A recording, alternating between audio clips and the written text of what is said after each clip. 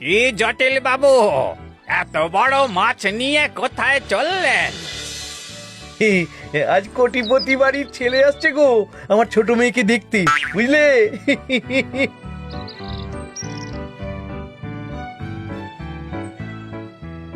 গিন্নি, ও গিন্নি, আজ জমিয়ে রেধো কিন্তু।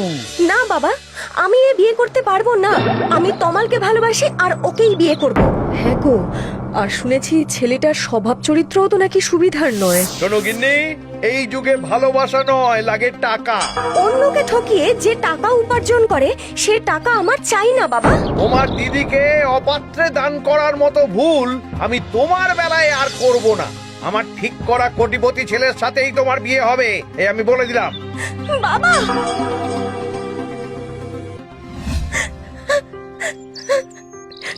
আহা, কাঁদিস না বোন, আমি কিছুতেই তোর সাথে এমন অন্যায় হতে দেব না। কাঁদিস না। আচ্ছা, সত্যি কথাটা বলে দিলেই তো হয় তোমাদের বাবাকে। আরে না না না, সেটা বললে তো আর আমার শ্বশুরমশাইয়ের লোভ কমে যাবে না। আমাদের এমন একটা কিছু করতে হবে যাতে উনি নিজেই শিক্ষা পান। তা কি করবে জামাই বাবু? এই শোনো, আমার মাথায় একটা বুদ্ধি এসেছে। আজ ছেলেটা কখন আসছে দেখতে? দুপুরে। তাহলে দুপুরের আগেই আমাদের প্রথম কাজটা সেরে ফেলতে হবে, বুঝলে?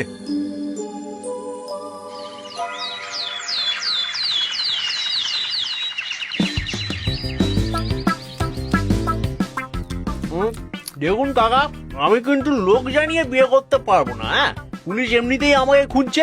এই ঠিক আছে বাবা, ঠিক আছে ঠিক আছে। তোমার মতন কোটিপতি জামাই যে বিয়ের জন্য রাজি হয়েছে সেই আমাদের পূর্বপুরুষের ভাগ্য। শুনেছি তোমার আগের পক্ষের একজন স্ত্রী আছে। তাহলে কি দুজনে মিলে একসঙ্গে থাকবে? ঘটক মশাই, আপনি ভালো দেখে একটা বিয়ের দিনক্ষণ ঠিক করে ফেলুন।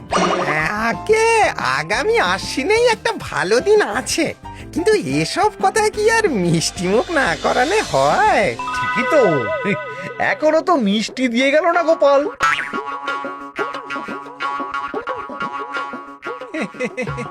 এই তো এসে গেছি কাকা বাবু, এই নিন আপনাদের মিষ্টি। এই নাও নাও বাবা নাও, আমি নিজে গিয়ে স্পেশাল অর্ডার দিয়ে বানিয়েছি। নাও নাও।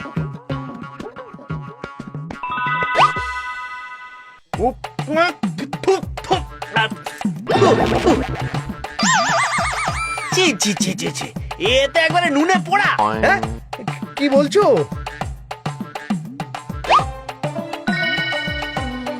না, স্বাদ তো ঠিকই আছে। হ্যাঁ কাকা বাবু, যেমন করে বলেছেন আমি তো ঠিক তেমনি ভাবেই বানালাম। এই আর একটা খান দেখি।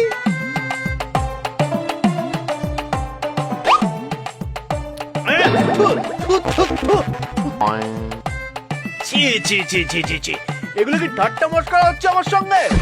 কই দেখি, আমি একটা খেয়ে দেখি।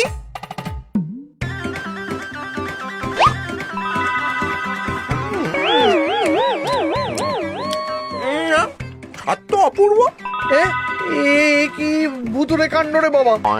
না বাবা, তুমি তুমি চিন্তা করো না, বিয়ের দিন মিষ্টি থাকবেই না। এই ভালো, আমি আসি। আমি তো অনেক চেষ্টা করলাম গো সুমনদা, মিষ্টি হাঁড়ি থেকে কাকা বাবুদের দিয়েছি আর নোন তার হাঁড়ি থেকে ওই ছেলেটাকে, তবু তো বিয়ের জন্য রাজি হয়ে গেল দেখলাম। আমার আর কোনো বাঁচার উপায় রইল না রে দিদি। চলো তমাল, আমরা পালিয়ে যাই, চলো। আরে না না, পালিয়ে গিয়ে কোনো সমস্যার সমাধান হয় না রাধা। এই, তাহলে এবার কি করবে গো? এবারে যা করবার তা একেবারে বিয়ের দিনেই করতে হবে। বেটার এমন হাল করব না যে পালাতে পথ পাবে না বাঁচাধন। আচ্ছা তোমরা থাকো, আমি আর তমাল একবার থানা থেকে ঘুরে আসছি। কি করবে তুমি দাদা? বেটাকে দেখাবো কত ধানে কত চাল।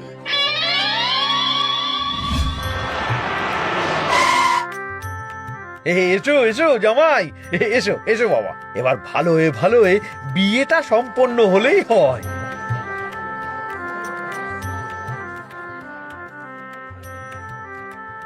হ্যাঁ গো, আর যে সময় নেই। জামাইবাবু সব সামলে নেবে তো? আরে তুমি চিন্তা করো না, সব ব্যবস্থা হয়ে গেছে। কি ব্যবস্থা করেছে জামাইবাবু? জমিয়ে খাও এবার। দে বাটন। একই একই একই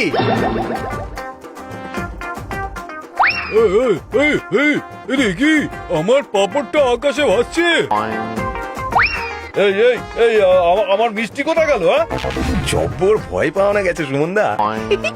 তোমার বুদ্ধির না জবাব নেই সত্যি। হ্যাঁ রে দিদি, এবার কি বলে দেবো বাবাকে? আরে না না, এ তো সবে গেল প্রথম হাফ, এখন তো সেকেন্ড হাফে শুরু হবে আসল মজা।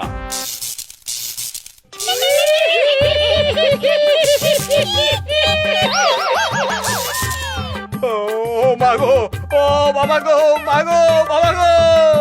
কি কাণ্ড গো মহেশ দা, এই ভুতুড়ে শ্বশুর বাড়ি ছাড়া তুমি আর কোনো বাড়ি পেলে না? ওরে বাবা, গাছের ওপরেও কে গো?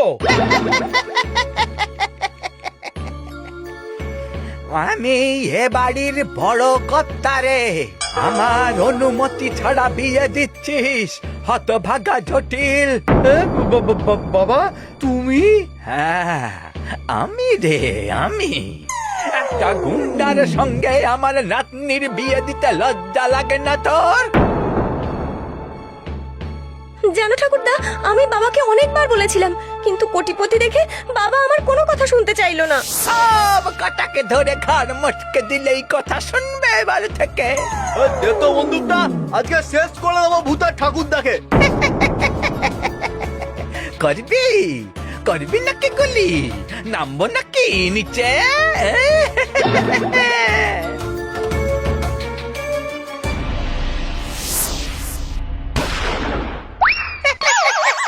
ও মাগো, ও বলো, বাঁচাও বাঁচাও বাঁচাও।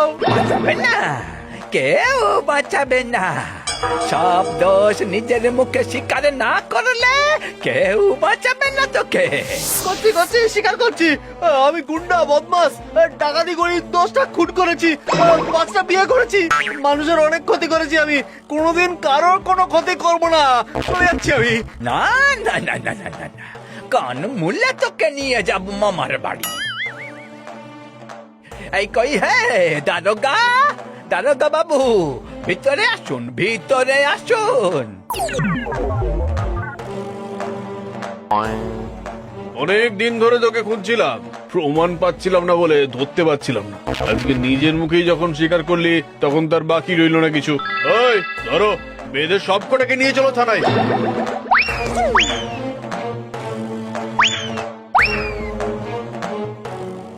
আয় রে, কেন যে আবার বিয়ে করতে গেলাম আমি?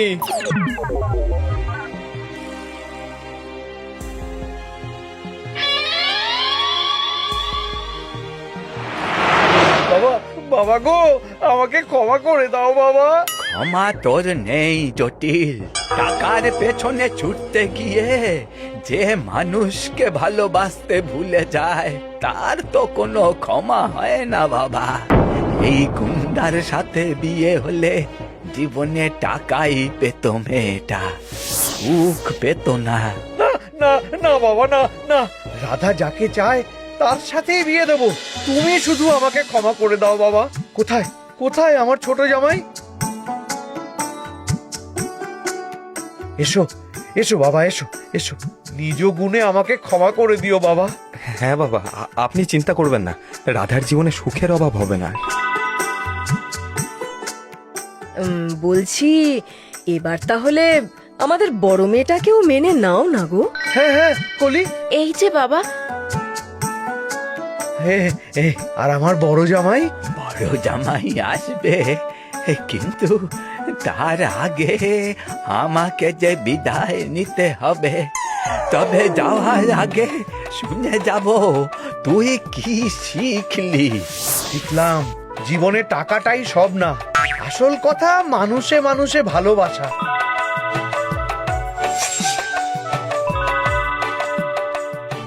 কি বাবা কোথায় গেল? বাবা ঠাকুরদার কি করে আসবে বাবা? মানে, তাহলে এসব কি? মানে এসব শুধুই লাইটের খেলা। আর বাবার গলা? এইটুকু অভিনয় তো আমি ছোট থেকেই করছি। তার মানে তোমরা সবাই বোকা বানালে এতক্ষণ আমায়? না বাবা, তুমি এতদিন আমাদের দূরে সরিয়ে রেখে নিজেই বোকা হয়েছিলে বাবা। তার মানে তার জন্য তো আপনাকে আমাদের সঙ্গে যেতে হবে এক জায়গায়। চলুন।